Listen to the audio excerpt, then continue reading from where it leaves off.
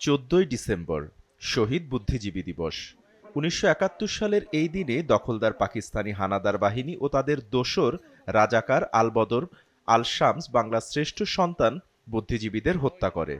যথাযোগ্য মর্যাদায় শহীদ বুদ্ধিজীবী দিবস পালনের লক্ষ্যে সরকারিভাবে বিভিন্ন কর্মসূচি নেওয়া হয়েছে। Double million offer Walton fridge কিনে পেতে পারেন ২০ লক্ষ টাকা, রয়েছে কোটি কোটি টাকার নিশ্চিত উপহার। দিবসটি উপলক্ষে বিভিন্ন রাজনৈতিক, সামাজিক ও সাংস্কৃতিক সংগঠনও বিভিন্ন কর্মসূচি গ্রহণ করেছে।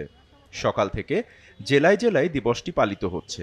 এসএটিভির ডিস্ট্রিক্ট করেসপন্ডেন্টদের পাঠানো প্রতিবেদন। যথাযোগ্য মর্যাদার মধ্য দিয়ে কুমিল্লায় শহীদ বুদ্ধিজীবী দিবস পালিত হয়েছে।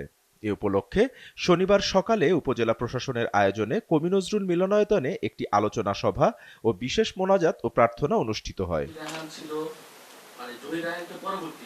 এদিকে যথাযোগ্য মর্যাদা ও ভাবগাম্ভীর্যে সিলেটে শহীদ বুদ্ধিজীবী দিবস পালিত হয়েছে।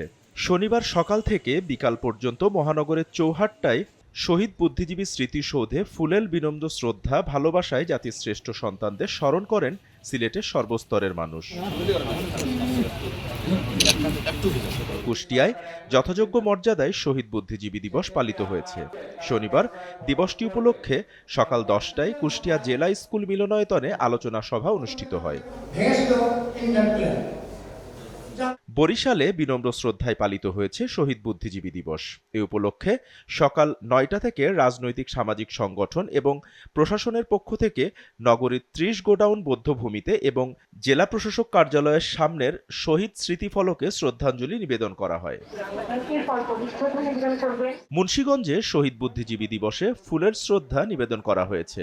সকালে মুন্সিগঞ্জে সরকারি হরগঙ্গা কলেজ বৌদ্ধভূমির শহীদ বুদ্ধিজীবী স্মৃতিতে ফুলের শ্রদ্ধা নিবেদন করেন জেলা প্রশাসন।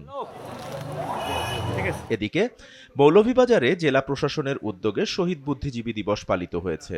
শনিবার সকালে জেলা প্রশাসন, জেলা পুলিশ, মুক্তিযোদ্ধা ও পৌরসভা সহ সরকারি বিভিন্ন প্রতিষ্ঠান এ কর্মসূচি পালন করে। পরে জেলা প্রশাসনের সম্মেলন কক্ষে অনুষ্ঠিত হয় আলোচনা সভা। SATV digital.